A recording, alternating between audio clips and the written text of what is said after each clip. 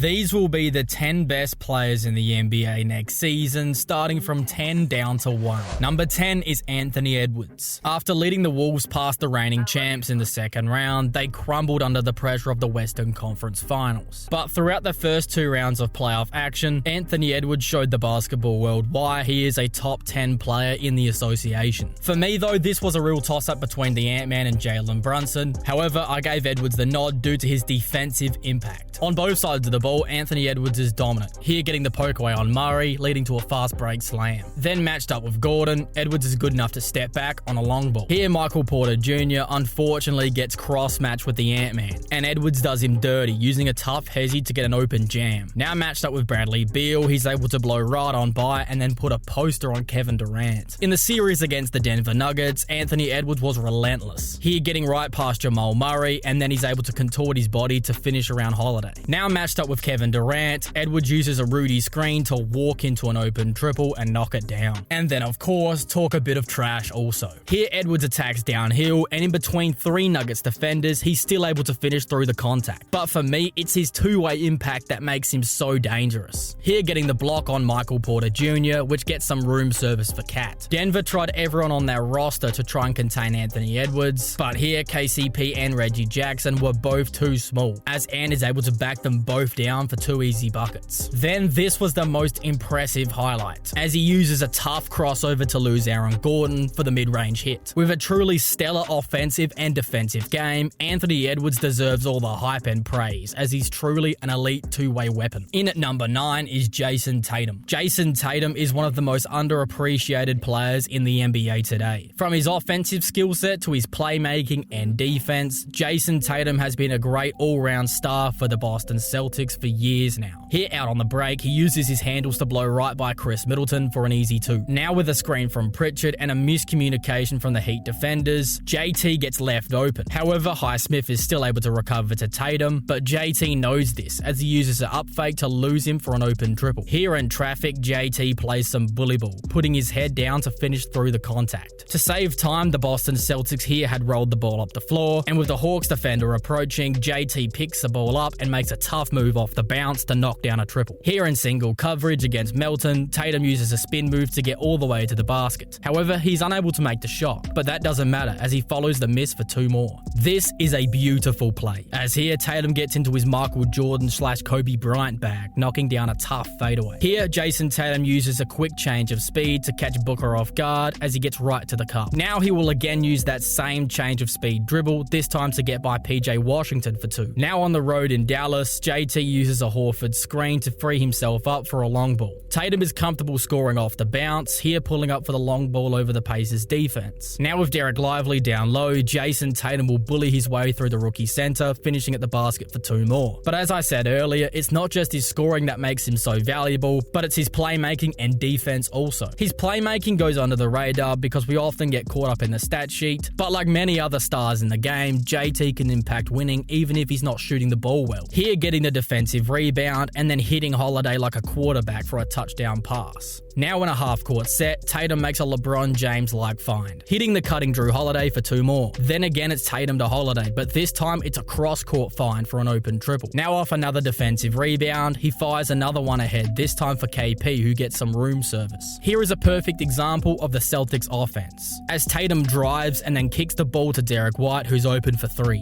This is the kind of playmaking that makes the Celtics go, but it's the defense that could be even more underrated. His defense often goes undetected by the fans who just look at the stat sheets at the end of games, but if you're watching the game and paying attention, you notice plays like these. Here, clamping up Kuzma down low, forcing a miss. Here, a great defensive effort from Cornette allows JT the angle needed to come up with the steal, and then deliver himself some room service. Now one-on-one with Edwards, JT holds his ground, and just when Ant thinks he has him shook, Tatum is still right there, forcing another miss. Here in overtime, the Celtics double Anthony Edwards, who tries to make the pass, but JT reads it perfectly, coming up with a game-sealing steal. Here, Tobias Harris has no chance of posting up JT, as he gets the steal on the entry pass. Here, Dennis Schroeder thinks he can just blow by the bigger Tatum, however, he's greatly mistaken as JT comes up with the block. His mix of scoring, playmaking, and defense is what makes Jason Tatum a top 10 player in the NBA. The 8th best player in the NBA is Kevin Durant. Even in his age 35 season, KD was still able to put up a ridiculous 27, 6, and 5 while recording 1.2 blocks per game. His offensive package is ridiculous, here pulling up over 2 Warriors for 3 plus the foul. Now in the mid-range game, he'll fire over 2 Lakers, hitting nothing but nylon. Kevin Durant is the only player in the league who can make shots like this consistently, as now he hits over Davis. His mid-range game is absolutely automatic, as here he doesn't even see the contest of Cam Reddish. Here with time winding down in the third, KD steps back over 2 Lakers and makes another tough shot. Now in the screen and roll, KD finds an open pocket of space which he gets to and then knocks down a tough fall-away bank shot. Here he blows by Markkanen and finishes through the contact of John Collins for 2. Smaller defenders on KD is just baby food, as here he backs down Horton Tucker to the paint and then makes the fadeaway. His 3-point shooting was a real strong point for KD last season, shooting a remarkable 41% from downtown on over 5 attempts per game. Like Jason Tatum, his defense is often underrated, but unlike Tatum, his 1.2 blocks per game show up on the stat sheet. However, stats alone don't tell the whole story, so let me explain further. On defense, KD's height and coordination help him be a presence in the paint, as here Bruce Brown had no chance. Here the Suns lose the ball and there should be an easy 2 for SGA. However, Durant doesn't give up on the play and comes up with a chase down block. Here off a Booker miss, the Spurs get out on the break, and even though the pass beats CP3, it doesn't beat KD as he gets another chase down block. When you slow it down, this block is truly incredible, as his athleticism does not get talked about enough. Here in a playoff game versus the Clippers, Kevin Durant makes another big defensive play, using his left hand to come up with the block. This is an interesting one, as off a missed shot where he thought he was fouled, many players would have just argued with the ref and gave up on defense. But here Durant quickly gets back on defense and blocks Jamal Murray at the basket. Even though Kevin Durant has been criticized for not being a locker room leader, he doesn't need to be if he's making plays like this, as it's been clear for years now that he just leads by example. In at number 7, I have LeBron James. LeBron, even in his 21st season, is still a top 10 player in the league. As on paper, he's still the same guy he was over 10 seasons ago. And in some aspects of his game, he's even better now. His 3-point shot last season was world class, making 41% from beyond the arc on 5 attempts per game. Even though the Lakers have failed to reach their goals in the last couple of seasons, that wasn't to the fault of LeBron, who averaged 27, 7, and 7 with 1.1 steals on an effective 52% shooting over that time period. For LeBron, it's still his playmaking mixed with elite scoring that makes him a nightmare for opposing defenses. Here faking the pass to the corner and instead hitting Wood down low. Here off an Anthony Davis screen, both defenders go to James, but LeBron is still able to split the double team, gliding to the basket for 2. Now in a one-on-one with Keegan Murray, he's able to blow right on by, and because of a smart screen by AD, LeBron gets 2. At his advanced age, his basketball IQ just keeps getting better and better, now hitting Wood with a behind the back pass. With the bigger Wendell Carter Jr. on him, LeBron knows he can get to his long ball as he steps back for a triple. Again with the big on him, LeBron knows exactly what to do. Here faking the pass to Russell so he can step into a triple over Zubats. But even at his age, the leaping ability is still there, as here out on the run, he climbs the ladder to throw this one down. Usually it's LeBron finding AD, but this time James seals Highsmith under the basket, allowing Davis to make a great pass for LeBron so he can finish the play. The chemistry between LeBron and Anthony Davis is something that you absolutely have to take care of, otherwise they can beat you on any given night. As now in the 2-man game again with Davis, LeBron carves his way through the Heat defense and finds enough space to make a tough baseline fadeaway jumper. In this game in Miami, LeBron looked like he time traveled back to his Heat days. First he threw down a fast break slam, and then off another Heat turnover he dunked again. And then later he went coast to coast for another slam. Now with Tyler Hero running the break, James didn't give up on the play as he hustled back for a chase down block. Even as the number of seasons he's played continues to rise, LeBron James still elevates to the occasion as he remains a top 10 player in the game. The 6th best player in the NBA is Stephen Curry. When your average shot distance is 27 feet, you're going to be hard to stop, and that's been the case for Steph Curry throughout his entire career. Last season, the Golden State Warriors didn't live up to expectations, but you can't blame Steph for that, as as he averaged 26, 4, and 5 on 45% shooting.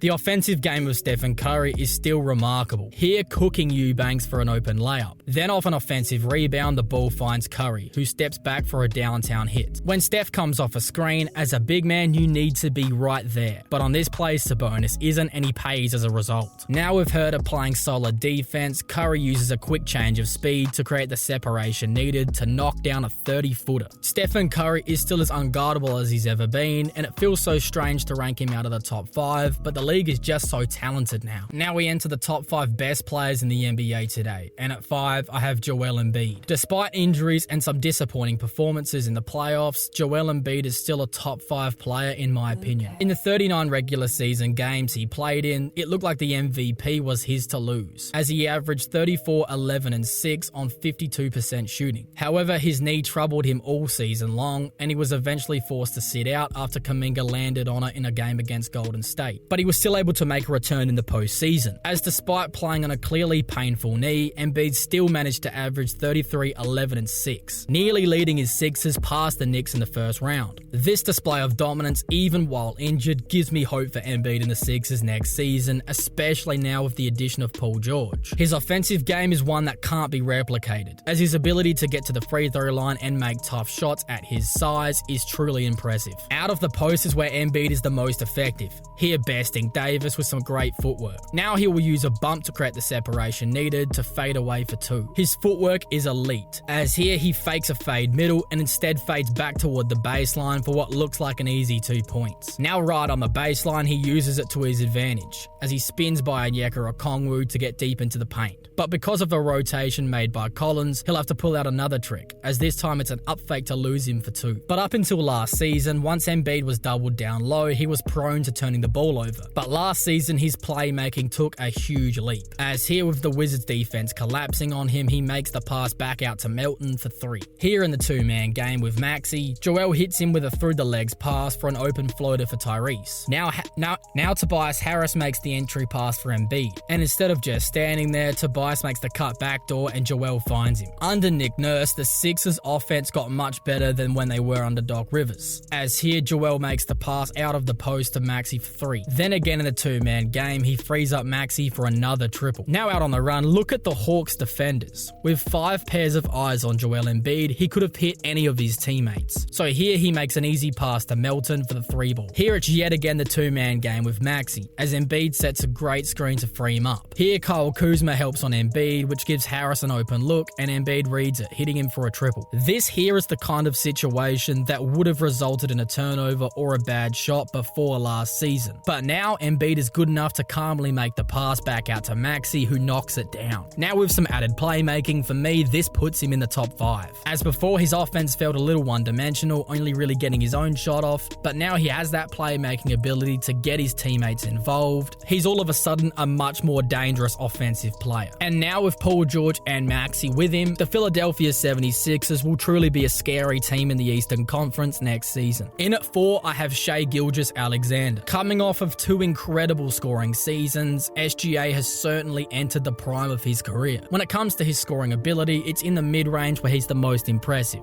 As last season in that area, he shot 50%, which rivals that of Kevin Durant's 51%. And when you consider the size gap between SGA and KD, those are certainly impressive numbers. But to really get a full understanding, let's look at some game footage. Here down 1 in Denver, Shai gets to a turnaround fadeaway and knocks it down for the win. Then against the Knicks in the Garden, SGA made another fallaway shot for the win. His skill set in the mid-range is deadly, and with the 3-ball getting better each season, SGA is just so hard to guard. Now on the baseline with the bigger Banchero, he creates the separation needed for a step back, as he knocks it down and tells the Magic to go home. You don't want to pick him up too early either, as here he loses Bogdanovic for an easy pull-up triple. Even when the defense plays him well, it doesn't matter, as here he finishes around 2 Kings defenders for 2. Shai is methodical with the ball in hand, keeping in mind his direct matchup, here recognizing the bigger Harrison Barnes is on him so he gets to a pull-up jumper. And then with a smaller defender on him, he'll usually take him to the paint or just shoot over, here blowing by Dennis Schroeder for a throwdown. With more possessions with the ball in his hands, now without Josh Giddey, look out for SGA next season, as he's certainly in my mind a top 5 player in the NBA. Now at number 3, I have Luka Doncic. Luka Doncic is no doubt the best offensive player in the NBA NBA. And even though he doesn't play a lick of defense, he's still good enough to be in the top 3. Luka is effective at all 3 levels, shooting 51% in the paint, 45% in the mid-range, and 37% from deep. We saw all of these skills get put on full display in Game 5 of the Western Conference Finals. To start it off, he made a step-back 3 over Anthony Edwards, who was in his grill. Now with the bigger Jaden McDaniels playing chase, Luka uses his momentum against him, knocking down the open mid-range jumper. Now again with Edwards, Luka carves his way through the Wolves' defense, getting 2 with the float game. The Wolves at this point were desperate to find somebody to slow Doncic down, but Kyle Anderson was never going to be the answer. Now it's Washington who's going to set the high pick for Luka, which allows Doncic to get Anderson back on him. Then Dallas send another screen, and once Gafford arrives, Luka just shoots it right away, knocking down a logo triple. At this point, Luka was in the zone, and here Doncic caps off an unbelievable quarter with another heat check triple. But it's not just his scoring ability that makes him such a deadly offensive player, but it's his playmaking that really opens up the game. As here off a miss, he hits Derrick Jones Jr. with a touchdown-like pass for an easy 2. This pass is incredible, as he makes a behind-the-back bounce pass through traffic to Williams, who makes the triple. Then moments later, he makes another one, this time to Jones Jr., who makes the long ball. Here off a pass from Irving, Luka makes his way through the defense and draws 3 Nuggets defenders, which left Kyrie open in the corner. And somehow Luka makes this pass back out to Kyrie for the triple. Luka has evolved into an elite passer and has learnt to draw in the defense and make the right read. Here dropping it off for Lively for 2. Now in the 2-man game with Lively, both Hayward and Mark Williams go to Luka, which forces PJ Washington to have to cover the role, and Luka knows this, so he makes the cross-court dime for Grant Williams, who's open for the 3. His processing speed is as quick as it gets in the NBA, as Doncic is consistently scanning the floor, looking for an opportunity to make an incredible pass for an open teammate. In basically any other season in NBA history, 34-9-9 would have gotten you the MVP.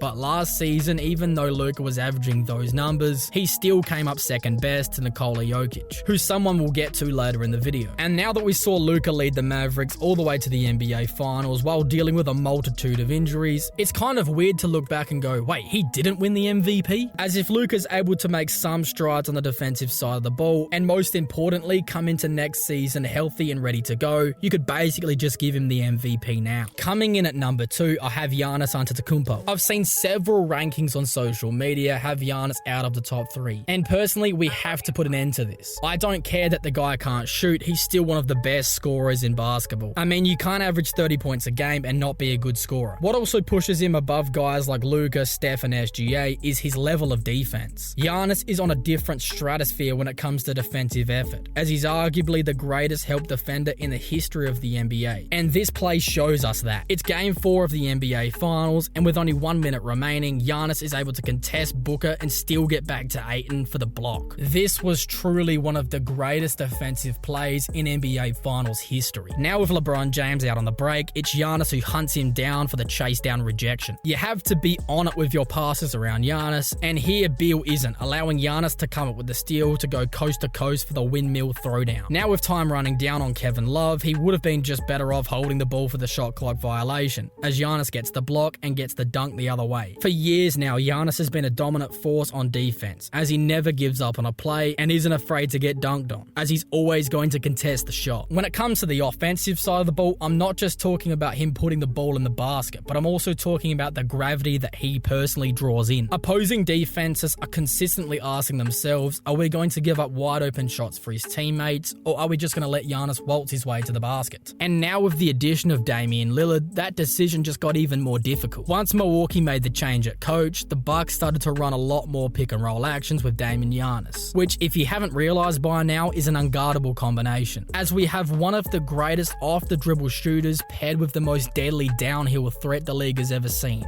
as this action could break basketball. To put a long story short, Giannis Antetokounmpo is the best two-way player in the game today, as there's no way you can convince me that he's not a top 2 player in basketball today. And now, coming in at number 1, we have Nikola Jokic. I know James Harden thinks he's the system, but the truth is, Nikola Jokic is the best offensive system the NBA's ever seen. Not only can he score the ball at all 3 levels himself, but he's also the greatest big man passer in the history of basketball. Not only can he pass out of the post, but he can also make passes like he's the team's point guard, as he often brings the ball up the floor. Here, instead of catching the ball, Jokic saves time by just tipping it to Watson for 3. Plays like this are absolutely ridiculous and demand a replay to see what you just witnessed. Now in the backcourt, Nikola Jokic makes a quarterback-like dime for AG for the finish. He makes plays like this look far too easy, now bouncing the ball between Kuminga's legs to find AG for the finish. Here in the Madison Square Garden, Jokic puts on a show as he hits AG with a no-look over-the-head pass for an easy 2. And again, this is a play that you need to see twice. Then when you combine this level of playmaking with his ability to score the basketball himself, Nikola Jokic is absolutely impossible to stop. And especially now that he's a champion, there's no way that he isn't the best player in the league still. But what do you think? Did I leave anybody off this list that you thought should have deserved a spot, or have I ranked somebody too high or too low? Let me know in the comments below.